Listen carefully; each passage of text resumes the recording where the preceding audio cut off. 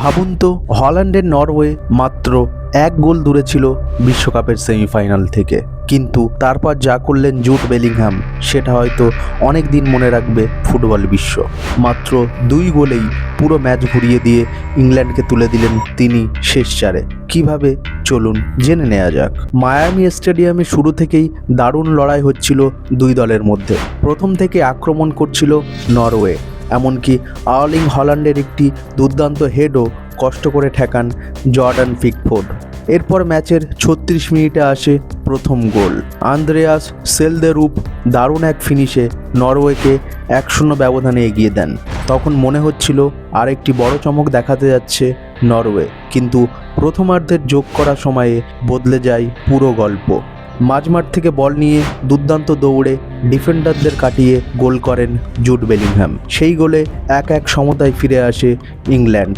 কিছুক্ষণ পর Harry Kane বল জালে পাঠালেও অফসাইডের কারণে গোলটি বাতিল হয়ে যায়। দ্বিতীয়ার্ধে আবারও এগিয়ে যাওয়ার সুযোগ পায় নরওয়ে।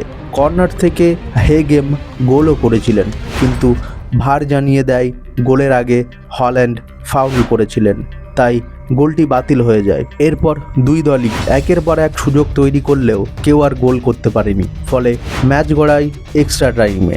আর অতিরিক্ত সময়ের প্রথমার্ধেই 93 মিনিটে আসে ম্যাচের সবচেয়ে গুরুত্বপূর্ণ মুহূর্ত। মর্গান রজার্সের জোরালো শট নরওয়ের গোলরক্ষক ঠিকমতো আটকাতে পারেনি, ফলে ফিরে আসা বলে সবার আগে পৌঁছে সহজেই বল জালে জড়িয়ে দেন জুড বেলিংহ্যাম। 2-1 ব্যবধানে এগিয়ে যায় ইংল্যান্ড। শেষ পর্যন্ত আর ম্যাচে ফিরে আসতে পারেনি নরওয়ে। শেষ বাঁশি বাজার সঙ্গে সঙ্গেই নিশ্চিত হয় ইংল্যান্ডের সেমিফাইনাল। অন্যদিকে দারুণ এক বিশ্বকাপ অভিযান শেষ হয়ে যায় হল্যান্ডদের। সাহসী লড়াই করেও শেষ পর্যন্ত বেলিংহ্যামের জোড়া গোলে বিদায় নিতে হয় নরওয়েকে। এখন সেমিফাইনালে ইংল্যান্ডের সামনে থাকবে আর্জেন্টিনা অথবা সুইজারল্যান্ড। আপনার কি মনে হয়, জুড বেলিংহ্যাম কি এবার ইংল্যান্ডকে বিশ্বকাপ জেতাতে পারবেন? আর সেমিফাইনালে ইংল্যান্ডের প্রতিপক্ষ হিসাবে আপনি কাকে দেখতে চান, আর্জেন্টিনা নাকি সুইজারল্যান্ড? কমেন্টে অবশ্যই জানান। ধন্যবাদ। চ্যানেলে যদি নতুন হয়ে থাকেন তাহলে অবশ্যই সাবস্ক্রাইব করুন। আর হ্যাঁ, আপনার স্ক্রিনের সামনে যে ভিডিওটি ভেসে উঠছে সেখানে ক্লিক করুন, আপনার সঙ্গে ওখানেই দেখা হবে।